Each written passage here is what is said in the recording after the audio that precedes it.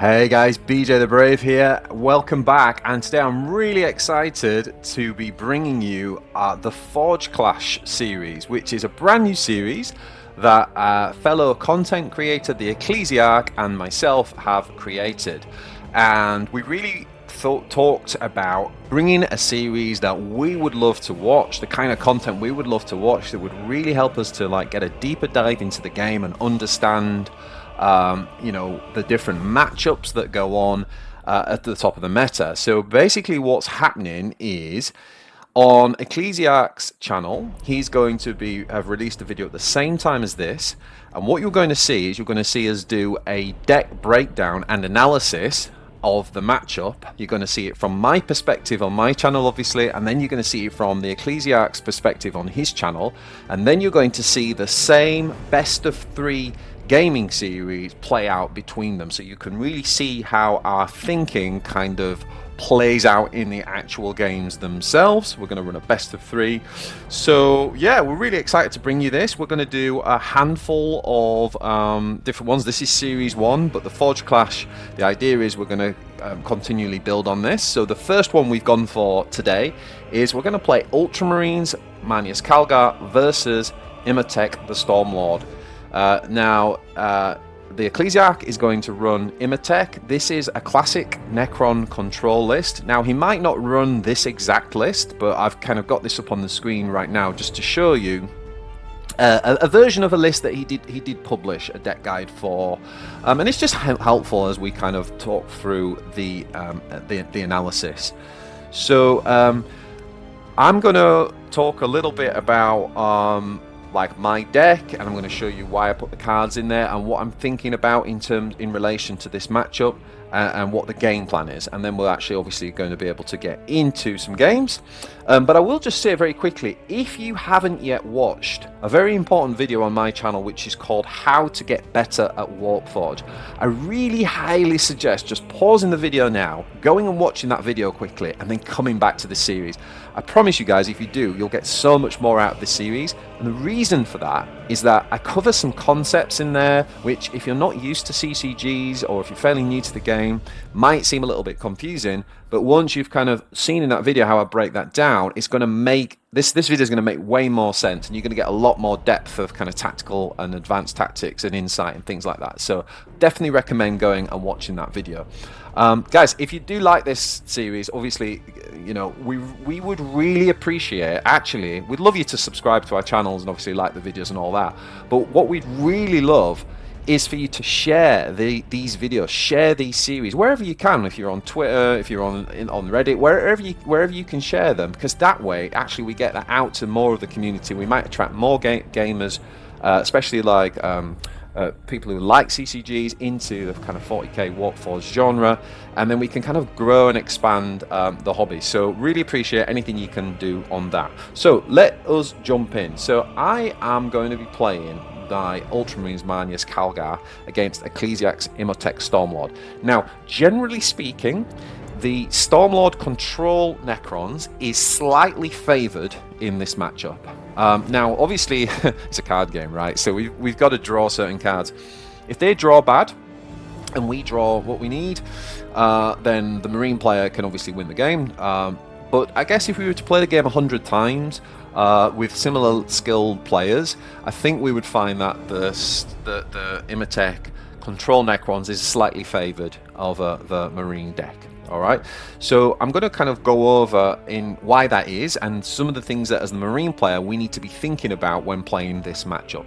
So, first of all, the Stormlord deck is absolutely the control deck in this matchup. So in my video of How to Get Better, we talk about who is the beatdown, and in this matchup we as the Marines are the beatdown.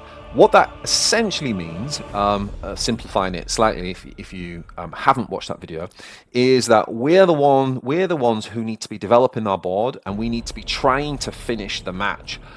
In other words, the longer the game goes on, the less favoured we are of actually being able to win the matchups, and the Necron becomes more and more favoured with each passing turn. So we are the beatdown deck, and Ecclesiarch is going to be running the control deck. Now, in terms of the... I'm going to go over my deck first, so let's do that. So here's my deck. So I'm running 2 Tactical Insights. This is a Manius Calgar deck with Codex inspiration, with a slight kind of slight emphasis on a bit of an earlier curve than some versions. So the main differences, if you want to see like a full deck guide on Marines, I have got a mid-range Marine video which goes into full detail, so go and check that one out. But essentially what we've got in this version is we have Firstborns in the deck. Not everybody runs this. What that gives us is another 2-drop, so when we use Tactical Insight we get a boost of +2. We obviously need something to play. Firstborns can be played there, they can also be played on the first turn, and every time we trigger Codex we can get an extra 1 ping. So if we probably wouldn't use Insight to trigger just Firstborn, but let's say we were triggering, I don't know, our Sergeant Lectius, or we were triggering our Primaris Impulsor, and we happen to have the Firstborn down as well, right? Then obviously we're getting extra value out of our Codex. Another reason why we're running that is that we are running the Company Ancient. Now this is actually Sol's. Sol's a top 10 Marine player. This is his deck list, so big shout out to Sol. Go follow him on, he streams regularly. He's a really good Twitch streamer, so go watch that. But the idea with the Company Ancient is that if we're going to get value from this, then having a slightly lower curve and having these small units can actually benefit from the Company Ancient. It also works quite well in that we can, even on an empty board, we can slam it turn 6. If they haven't got an answer, then we can obviously Angels of Death or the other way around and get some benefit there. What else have we got? So in terms of the beatdown, we are looking to get things down early with the Firstborn. We have some really good early game control in the Primaris Reaver, in the Interceptor. These are flanking units. Obviously we can combine those with the Infiltrator to blind our enemy and basically take out an opponent for free. One of the things that's going to be key to the beatdown is trying to clear up the remnants, particularly of his Vanguard units and of his flanking units. If we leave those up, then he is likely to be able to raise them back up, and then we start to lose tempo. We need to be in control of tempo in this matchup, otherwise we don't stand a chance. So again, things like the Sergeant are helping to kind of ping at our enemy and help us kind of to end the match quickly. We want to hopefully save death from above to be able to go to his face, so we're trying to get him down to that kind of 10 to 15 range with a unit or 2 on the board, and then we can kind of pile in death from above and end the game quickly. We have Honor Guard, which is fantastic stats and helps us with a blocker of our own. Sergeant Lectius to give us again some. The thing with the blind ability is it's a tempo mechanic, right? Because if we can make trades where our opponent isn't hitting us back, but we're hitting them and killing them, then we end up massively up on tempo. We've obviously got the Storm Raven for when things do get out of hand and we've got control, but you know, Marines do struggle with AoE. So one of the issues is, for example, like Tomb World, which we'll talk about, but we have no way of clearing that. But there will be, you know, it's about playing the right time to get the 2 damage, and even trying to end the game. Sometimes a cheeky Storm Raven can be part of that plan. Now, the Inspired Retributions are really important in this matchup. Not in every matchup, but in this matchup, they are key. So we are playing 2 of them, and we have obviously the Company Ancient we already talked about, which is kind of going to buff our board, make our ability to trade or to beat down a little bit better. And then we have 2 Inceptor Sergeants, one of the best infantry units in the game, really, really great at clearing out, obviously, his kind of 5 and 6 drops, and then the Angels of Death. So, as I said, the game plan for us is we need to develop on the board, we need to take control of the board early, and we need to try and snowball, if we can, quickly and try and end the game before he essentially takes over control of the game and overwhelms our resources. Now, what are the 3 main... There are 3 main difficulties, 3 main challenges that we are going to face in this matchup that stop us from achieving our plan. So the first thing I'm going to talk about is Tomb World. If this game runs long, or if he draws Tomb World on turn 8, we are really in a lot of trouble. There isn't a lot in that Marines have, and especially in this deck, that can really deal with a powerful Tomb World. As we already said, our AoE only does 2 damage across the board. That's not enough. We could potentially have a double Storm Raven, which is certainly better. It doesn't completely clear the board, but it will kill off some key units. But again, what are the what are the odds of us having double Storm Raven in hand? But that is an out. And if it was really late game, so if it was like turn 11, we could potentially do something like a Storm Raven plus an Angels of Death. That's probably the best we've got. But even that is really struggling to deal with Tomb Walls, particularly if he's got Lich Guards in there. Now the second big obstacle that we've got to achieving our strategy is the Lich Guard. The Lich Guard is a real pain in the ass. He is super resilient, and when we're trying to beat down, and this thing just slows us right down. It grinds the game to a halt. And even worse is if we can only partially get him down, then he attacks, dies, and then raises it back up. So now we've got two of them to get through. So the Lich Guard is a real problem. So as I said earlier, one of the key cards in this matchup is Inspire Retribution. We want to, if we have this card, we're probably going to keep it, and we are looking to actually play that on the first Lich Guard that he plays. That way we can try to blow out a Lich Guard and overrun him with tempo. So imagine we've got two units down on the board. He plays the Lich Guard. We then drop the Inspired Retribution, demolish the Lich Guard, and keep on going. That could be a scenario that he just can't recover from in terms of the tempo. I mean, he would eventually, right? But if we can kind of end the game quickly from that, that is definitely a key strategy in this matchup. And the third difficulty that we have in achieving our strategy in this matchup is the obviously the raising of the dead mechanic. And specifically I'm thinking about if he gets like a Tomb Blade or a Scorpec Destroyer cycle going, so like he comes on, destroys one of our units, and then he raises it with with either Protection Protocol, or he plays down his Technomancer and then raises that back up, and then it hits us again. What that basically does is end all hopes that we have of out-tempoing him and taking over the game. So this is why it's very, very difficult, and why I say I do think Necrons are favoured in this matchup, because we're trying to out-tempo them, but they have some very good tools if they draw them and can get those combos off that can really stop us in our tracks. So we need to be quite lucky in clearing up. To counter that, we need to clear up the remnants, right, where we can, to try and stop that, although with the flankers it's very difficult to do if he's drawn it. We need to try and look to destroy that Lich Guard, preferably with that hard removal, and we need to really hope we can end the game before Tomb World.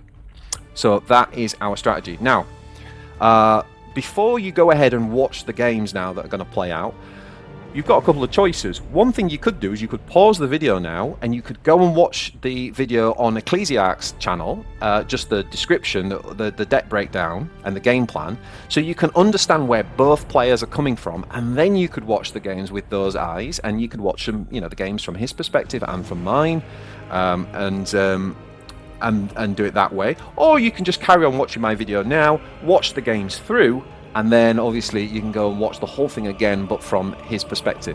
If you're interested in learning about the game and really like developing your own gameplay and your own understanding, obviously watching both sides of the fence is where you're going to get that real depth of insight. So either way, please like the video, pump the like video if you're enjoying this so far, and I hope you're going to stick around and subscribe to the channel. We are planning loads more content and some really good collaborations going forward. So without further ado, let's get into the games.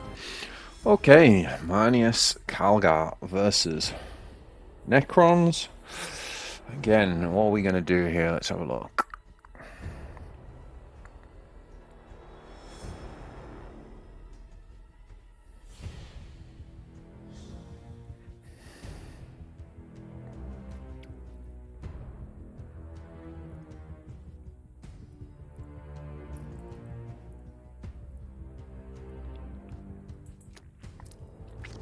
That's pretty good. We've got an ability to react to his flyers. We've got some good early game there. I was tempted to throw away and maybe look for... I've forgotten the name already. What's the hard removal card? Inspired Retribution, yeah. Okay, so as we've talked about. We are the beatdown, so we're gonna attack.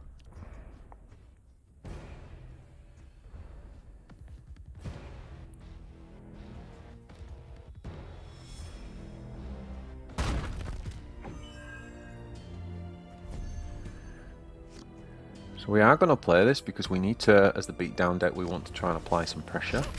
Again, you can build a Calgar deck to be more control-y and play this matchup very differently, but with this particular list, we need to play as the beatdown for now.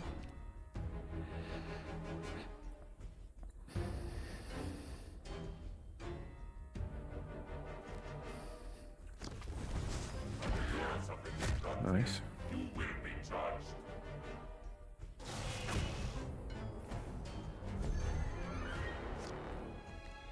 Okay, so he used his obelisk there, didn't he? Yeah.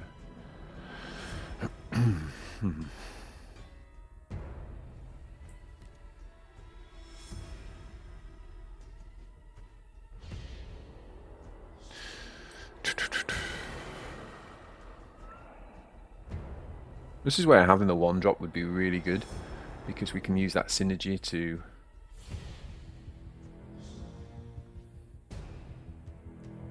remove this. We could be greedy here, we could point blank and attack to kill it, but the problem is that if he has got his Technomancer, we get blown out because we can't hurt the Remnant. So I think we're going to just not be greedy. It's too early. Like, it's not ideal, but we don't want to lose tempo by getting blown out by Technomancer. We'd pretty much lose the game, right, if he Technomancered there.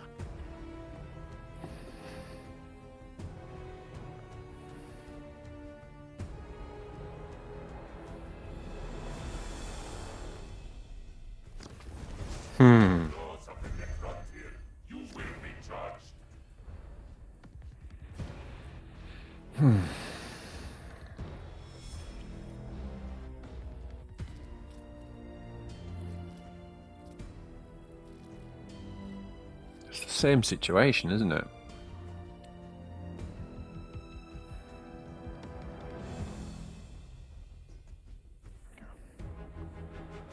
It's the same problem, so I think we will just play this. I think we...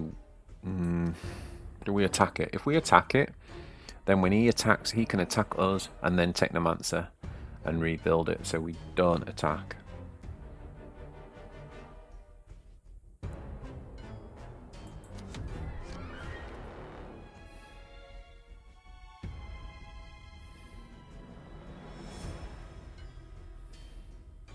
Obviously, if it wasn't a Necron unit and we weren't trying to reanimate, we would totally... Okay, so he's building up a serious wall here.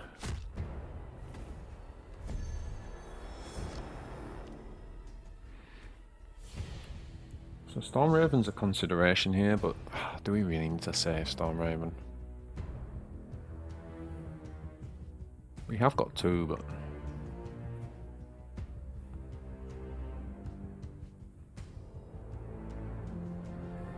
Can technically clear with this, but it's more thinking about the remnants that's the problem here. So I think we are going to Stormraven.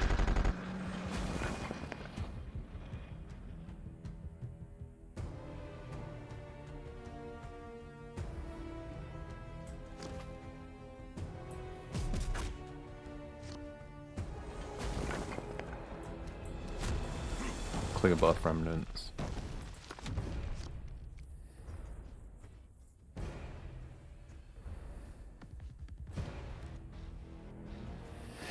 Early heal.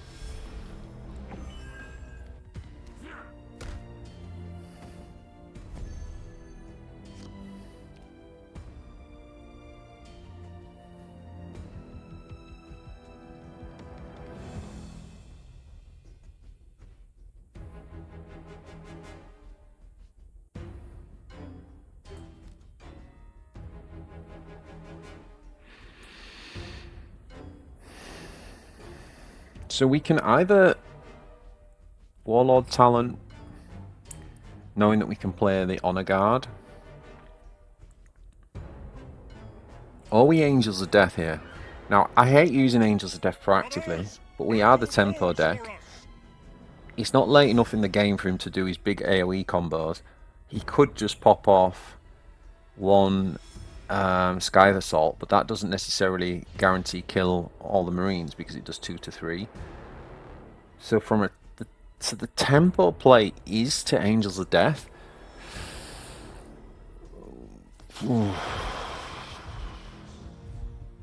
I think we're going to do it.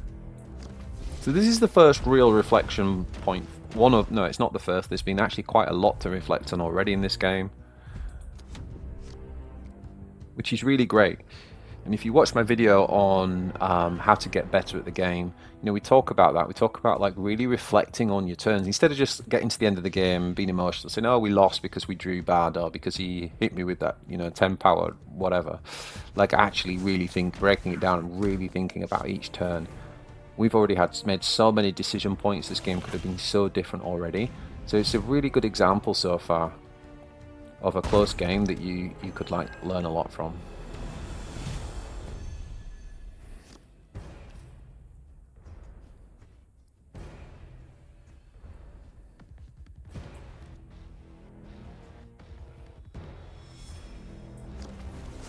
Death won't take me without a fight. They'll be dead before they see me coming. God damn.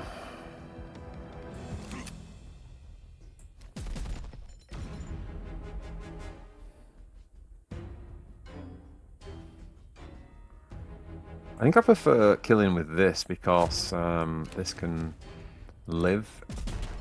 Even if he had the 2, he would be able to live. So, I mean, obviously we could have.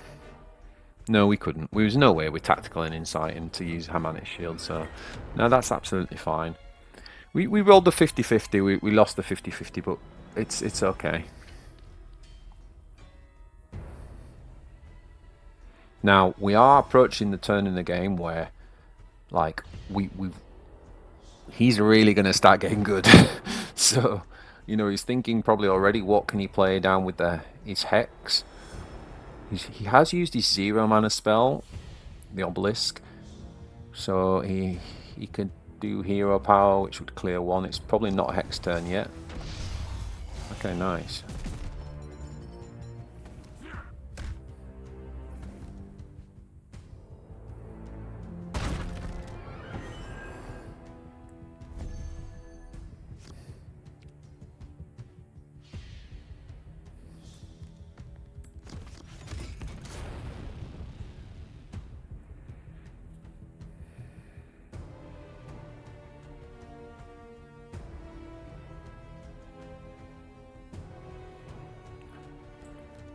We could do another 50-50 here, right? And hope that this pings.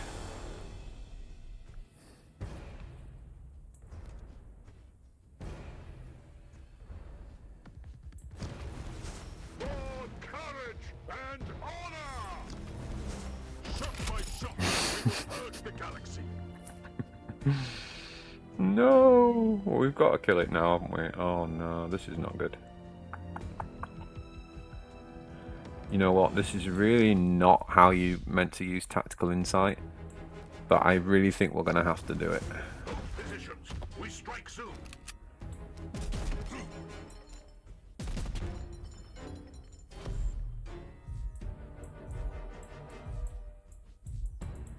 Okay, now we're open to a big AoE clear here.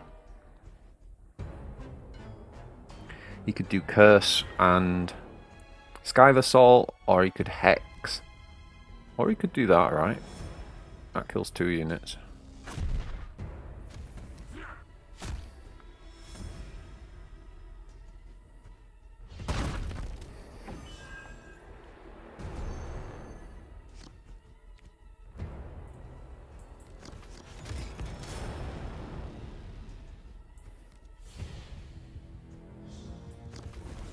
We are the sons of Gilliman. We are the sons of Gilliman.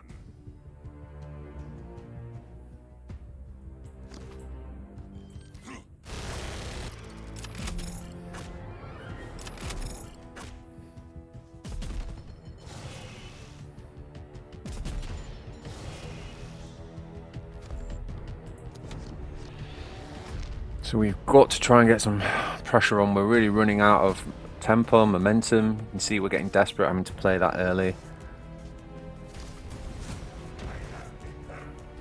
Now, we've got 2 inspired retributions, haven't we? We've got 2 of them, and we've got 13 cards.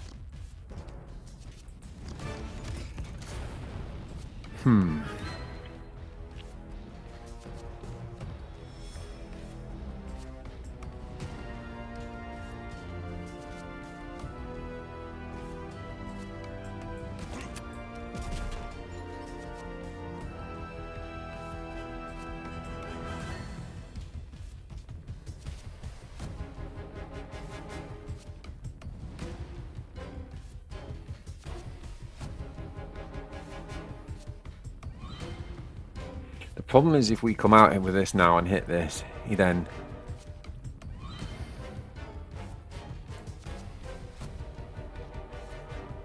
I shouldn't have attacked with that, because then he can basically... He goes down to 1 health. And he can just basically attack our face and then stand back up. Oh boy, I think he may have this.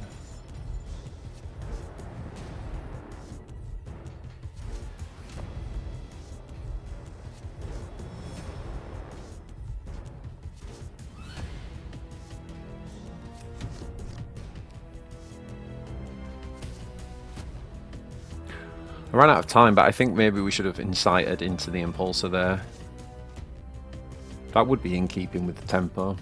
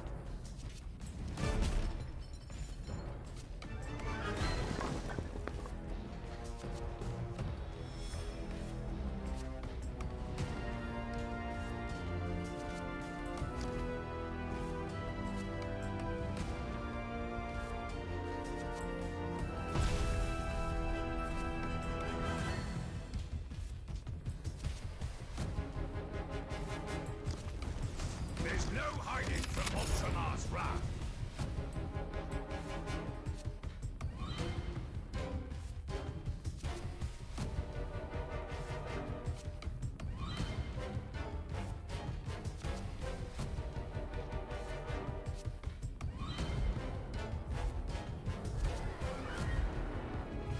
There's no way it's right to pop that humanity shield here, is it? Just to get 1 more marine? No.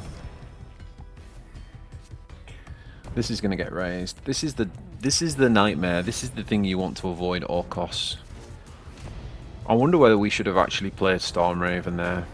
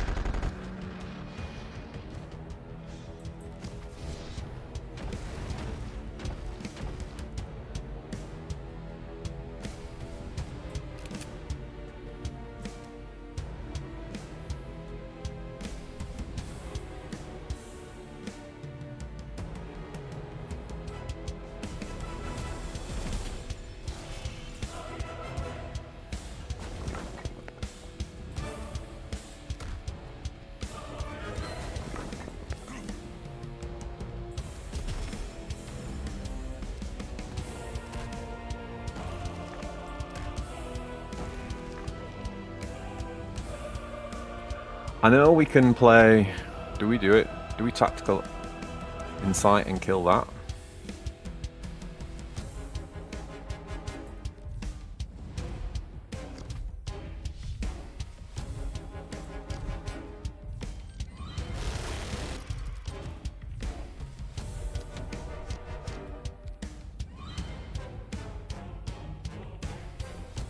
I think the problem with that is we're not thinking about his AoE. He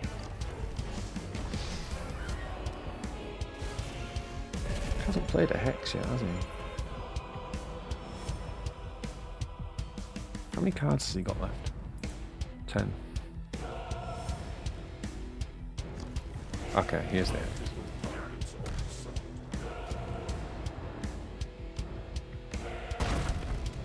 Wait, is Company Sergeant going to win, is this?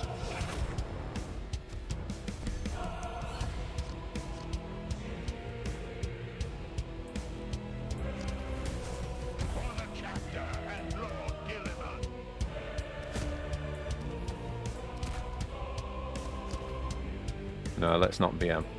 I mean, obviously we could have played this and gone for the blind to kill there. Okay. So, for the most part, we stuck to our plan on that one. But we did have a few turns where we deviated. And then we had a few turns where I think we made the right play, like that last play of obviously spending the 5 mana. So, good game.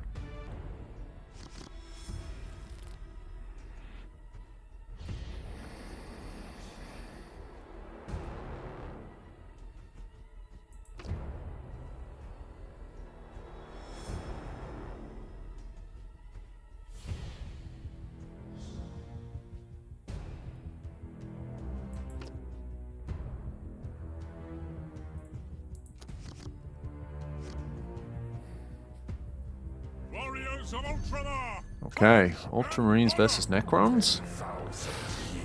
Draw an attack.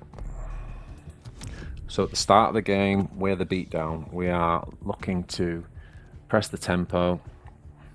Again, it can be different with different Calgar decks. Not all Calgar decks are the same, but this particular one we are looking to play out the tempo. We've got a slightly lower curve than some Calgar decks.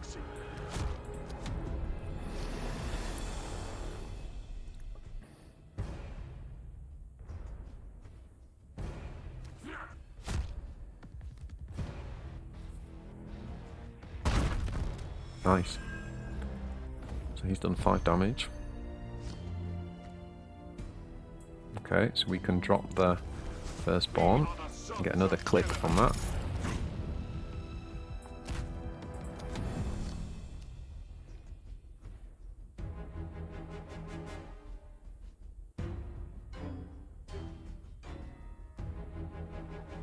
So there's not really a good flank charge turn for him. So, you know, he's pinging, he's playing the kind of control thing, but it does mean that we can, by doing that, we can obviously now drop this. Now this is where I'm expecting the Destroyer to come out, or the Scythe, Doom Scythe, to kill the Rhino.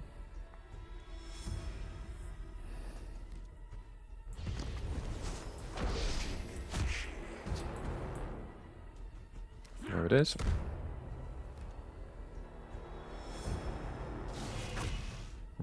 The fact he's done that makes me think that he wants to benefit from the remnant on this.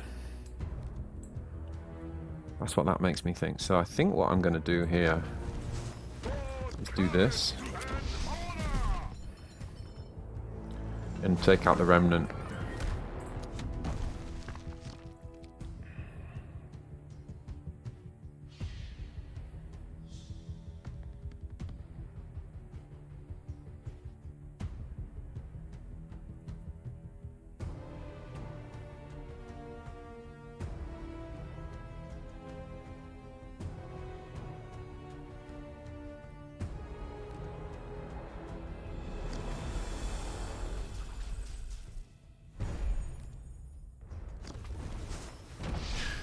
So was that reconstruction protocol?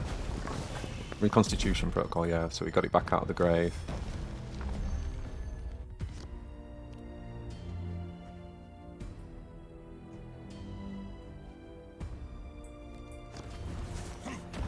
Okay, I'm just going to drop this and make him deal with it. One thing about this card is it's quite a nice beefy all-round unit. Can't be taken out by Doom Scythe. He's probably going to have to use his hard removal here for 7 mana, which means he's not developing tempo. No, okay, so he's got to go with this, which is a good trade for us.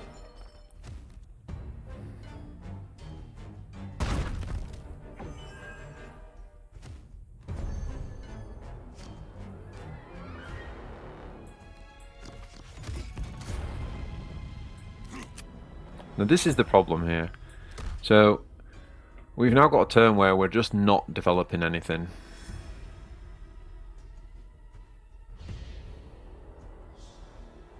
The question is, do we whack one of these down?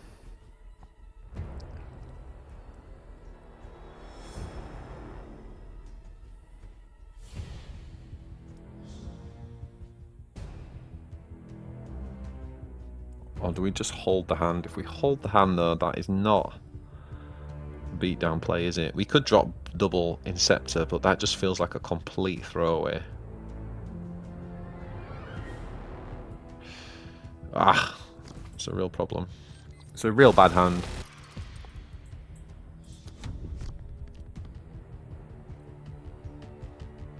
And now we see, so this turn here, turn 8, it's a critical turn, really good one to go back and reflect on because we've lost the tempo. Like, now imagine we'd been able to play 2 units there, then he does this, and then we play Inspired Retribution and burst through.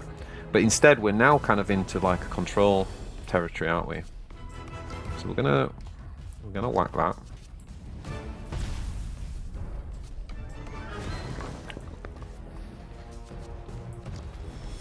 One strike is all I need.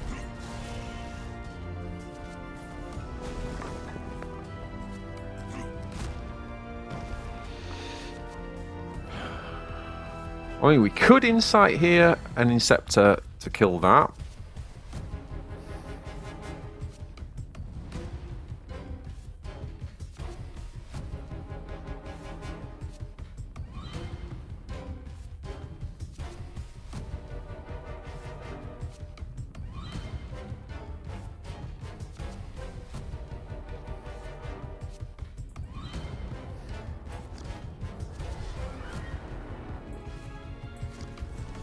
One strike is all I need. So, I mean, again, it seems like a waste of resources, that, but it does remove the remnant.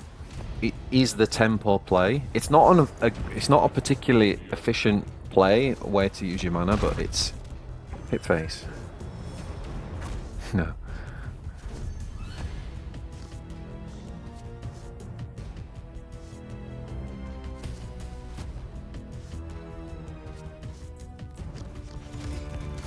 Lovely. Positions. We strike. That is what we needed. Ready your jump packs. We strike now. So notice I spread them like this because if he plays Methodical Destruction, we don't want these two next to each other because he'd just get taken out as well, right? So we want to minimize. Right. Okay, so now this is okay. It's a shame he gets overtime first, so he probably has got the resources. But this board asks a big question of him, right?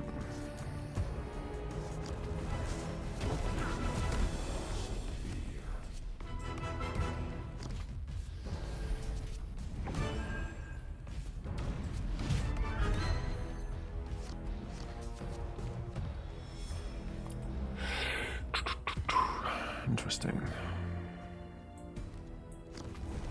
There's no hiding from Ultramar's wrath.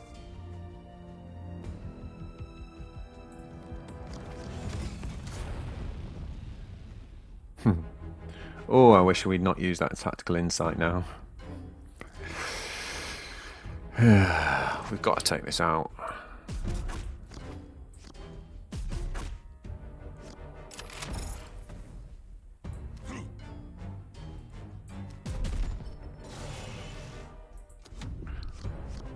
Okay, well at least we've drawn back into some good tempo cards now.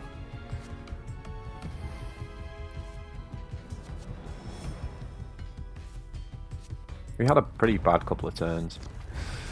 Yeah, he's got a good clear here with the curse. That's the combo that we were expecting earlier.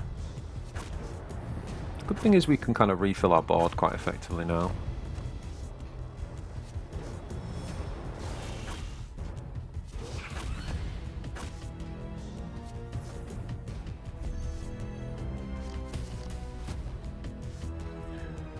So we can go 7.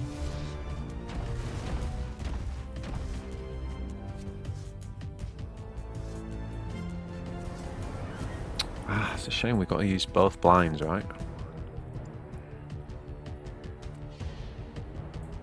Well, not really.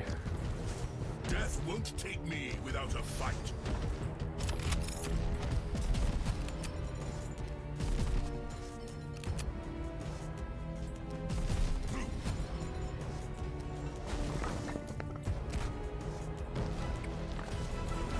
So he's just used an AoE clear.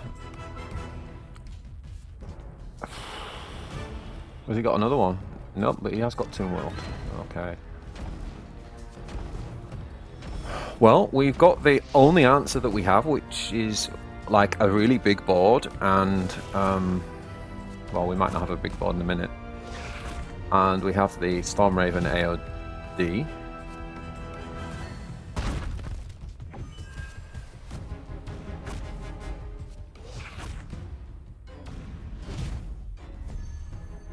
Wow.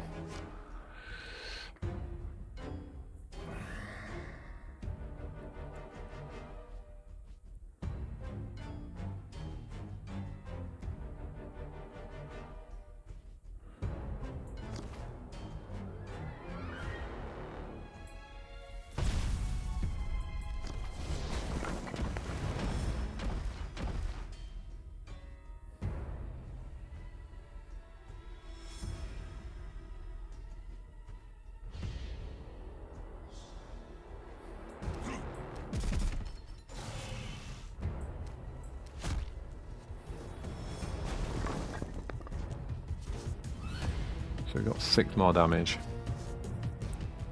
What do we kill?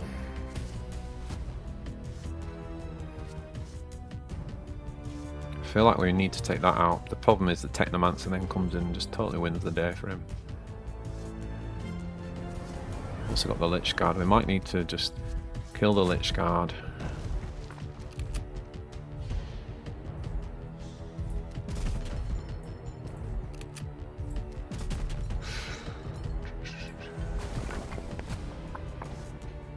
Yeah, I don't know. It's pretty difficult to overcome Tomb Guard here, to be honest. Yeah, he's done it.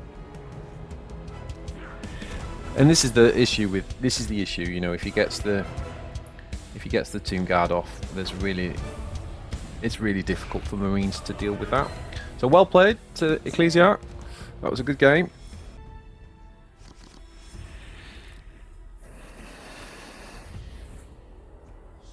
So we had that where we ran out of steam. I wonder whether to go for a slightly lighter build.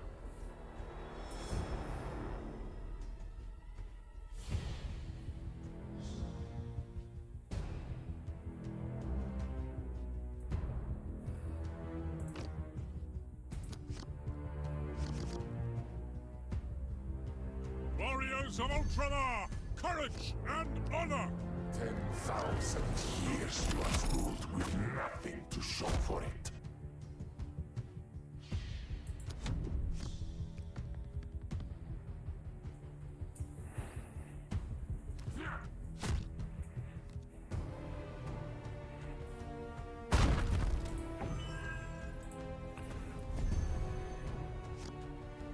The sad thing with Firstborn is normally, obviously they can survive the Warlord coming back, and his game plan is he wants to hero power anyway.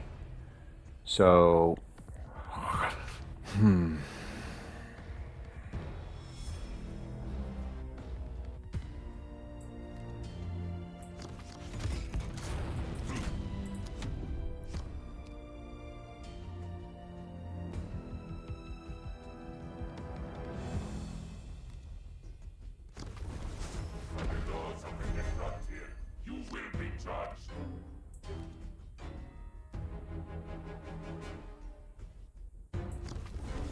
One strike is all I need.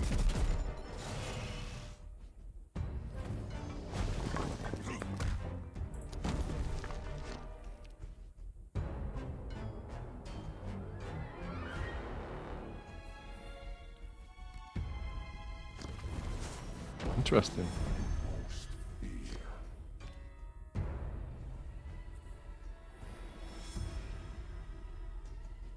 I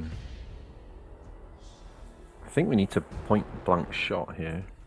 Or we just put the honor guard up.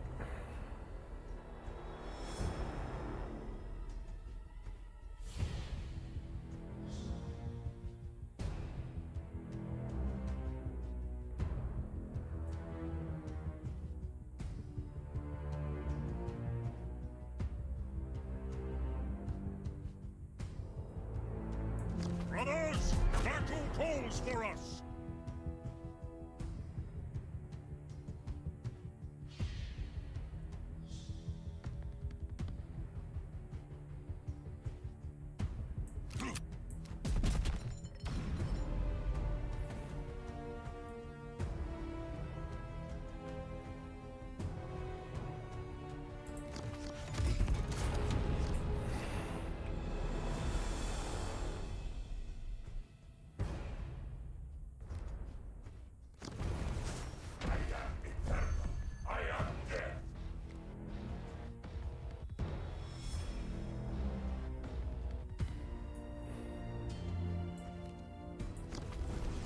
Ready your jump packs? We strike now. No, I'm not going to attack here, right? Because if I attack him, that puts him in lethal range, so he could attack me and then raise it back up.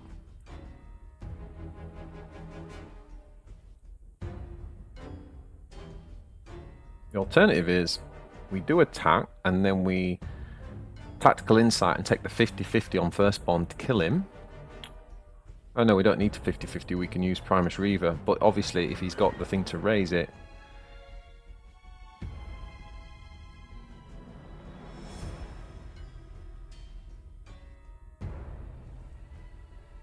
then we're in the same problem, aren't we? So it's the same problem either way. So I think we're going to have to just pass. He can't force the kill here, you see, with the Lich Guard to raise it back up. He can do that though. Okay. This isn't a bad turn for us though.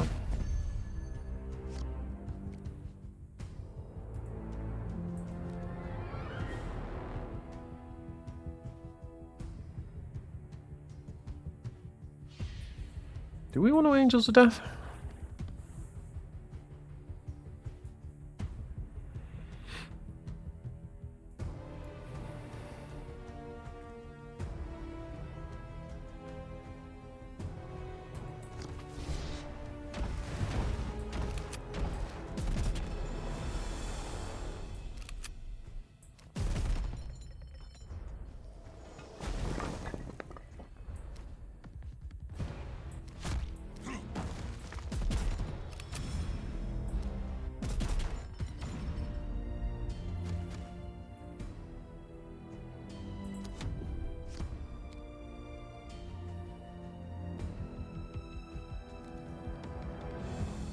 Okay.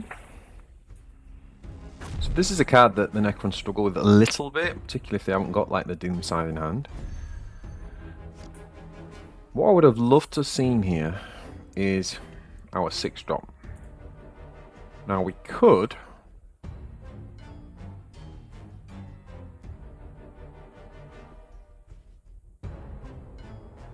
definitely playing you then. We could hero power first, right?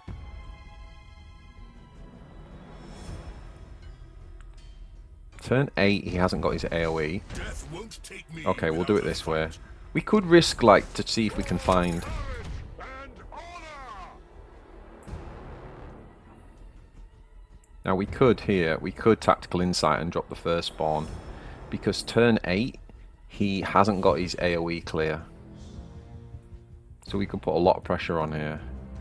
It's not the greatest use of tactical insight, but I think because of the turn that we're in, I think we're going to do it. We are sons of Gilliman. And the dream would be that we draw our 6-drop next turn.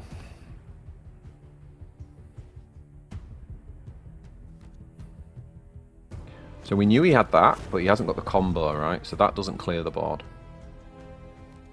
And actually, he's really behind on tempo. So this is our chance. This is our chance. Although that chance is slowly fading away. Oh, he used a lot of cards though. So that's good. So we're going to draw. Oh no. Oh god.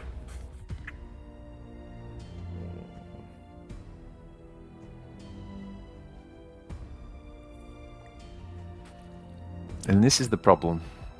Now we have the removal part of our deck where we really needed the tempo part of our deck. Ugh, that is a real problem.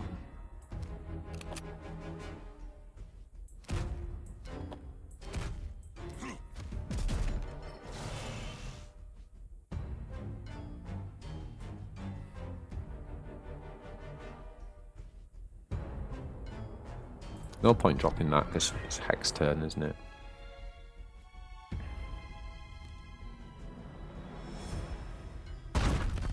Seeing this allows him to rebuild, take it slow again, slow the pace down. Please play a Lich Guard. Yeah, okay, this is good for us.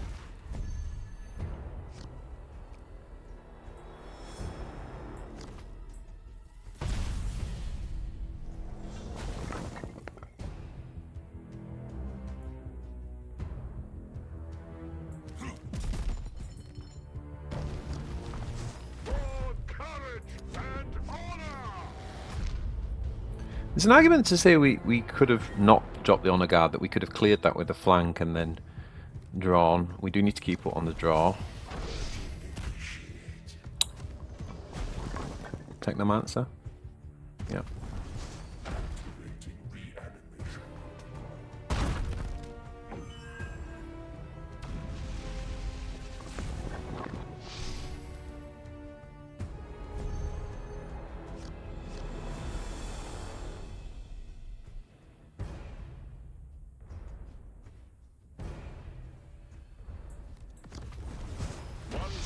Is all I need.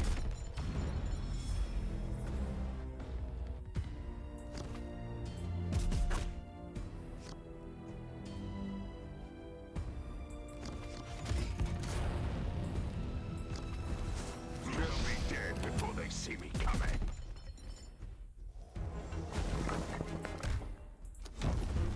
He's quite low on cards. No, he's not. It's overtime, isn't it?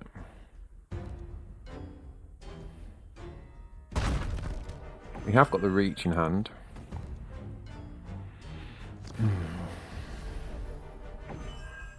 We've got to be careful at this stage of the game as well.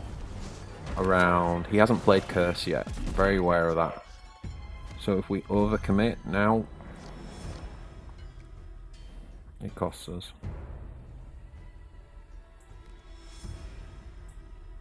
Right, so we got 8 cards left and he's got 14. Maybe we need to go easy on the card draw. Oh boy.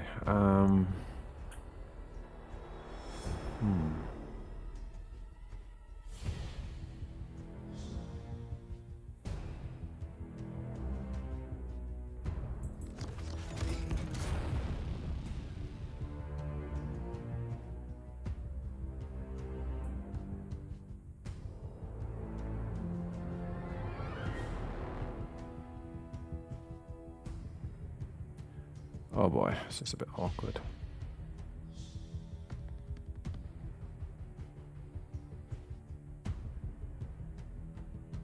Am I really going to have to inspire Retribution that?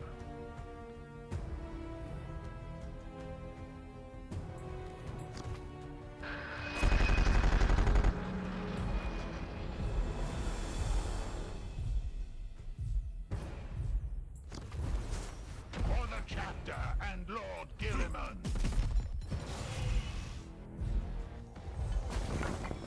That's a terrible turn.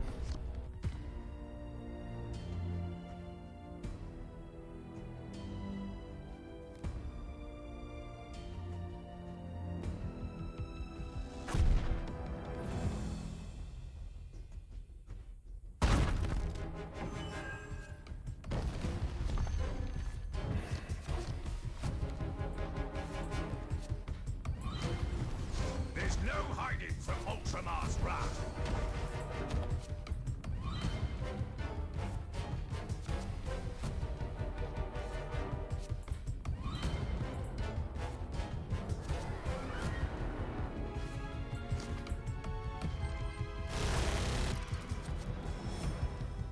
I can't do that.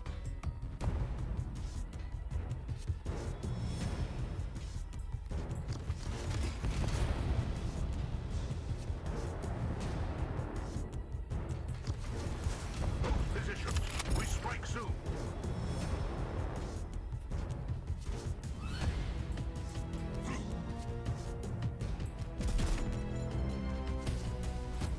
This is probably the cursed turn.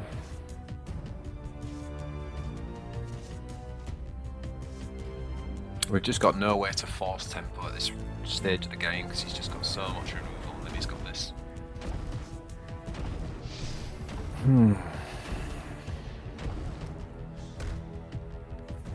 We wasted that for previous Storm Raven as well. We should have held that.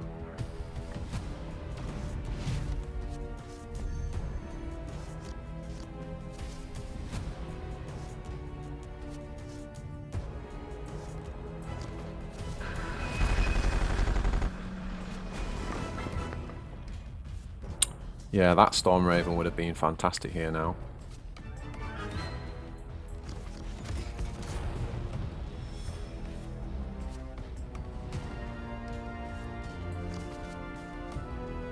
We just can't get to it because of the Technomancer.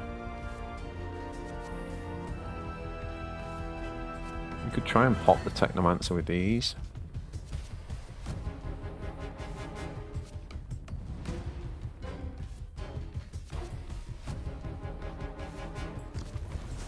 Shot by shot, we will purge the galaxy.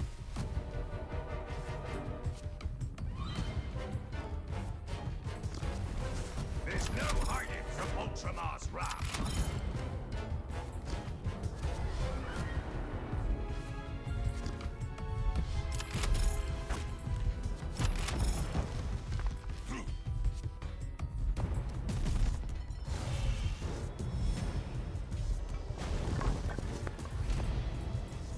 Yeah, I don't think it's enough. We really did waste that. We really wasted that Storm Raven. It's a good lesson learned though, because you know you've got to. Whilst we're the beatdown, obviously it depends on the situation in the game. At that stage in the game, we really weren't the beatdown, and we tried to force it when we didn't have it, and we actually ended up just giving away resources that were quite important. So definitely lesson learned there on that game.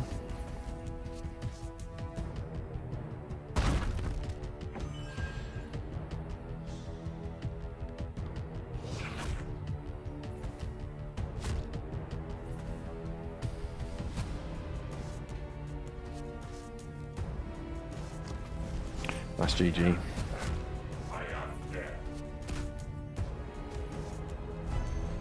That is a wall that we cannot come back from. Not for love, nor money. And we're out of cards as well.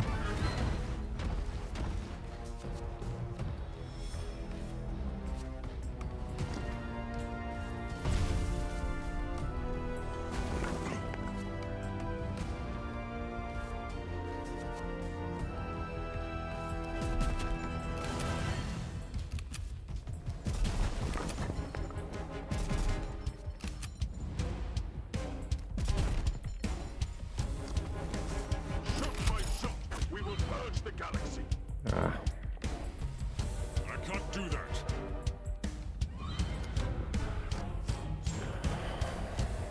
That's the game. Well played.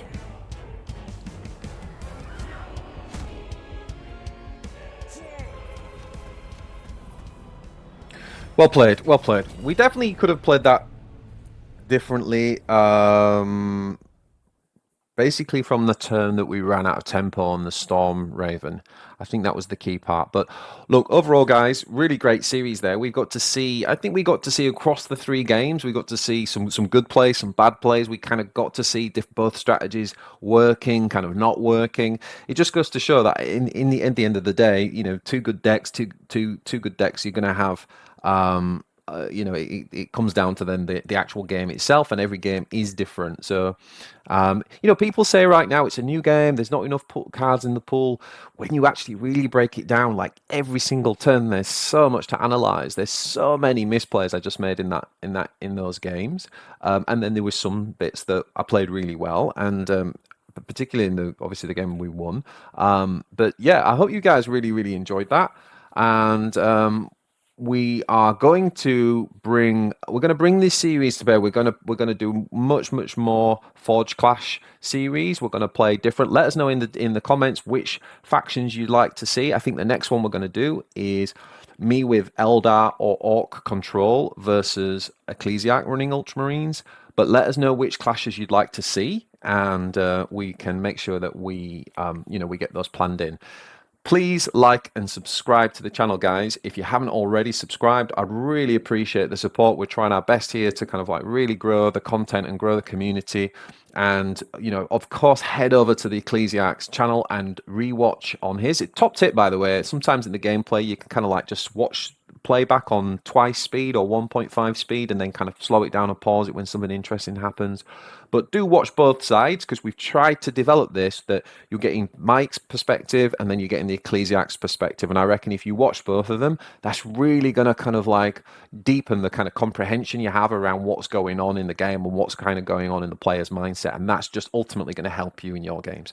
So I really hope you enjoyed that, guys. Thank you so much for watching. Like and subscribe. Share this with your friends. Share it on your networks if you can. Let's get a bit of hype around this. And yeah, thanks very much. We'll see you in the next one.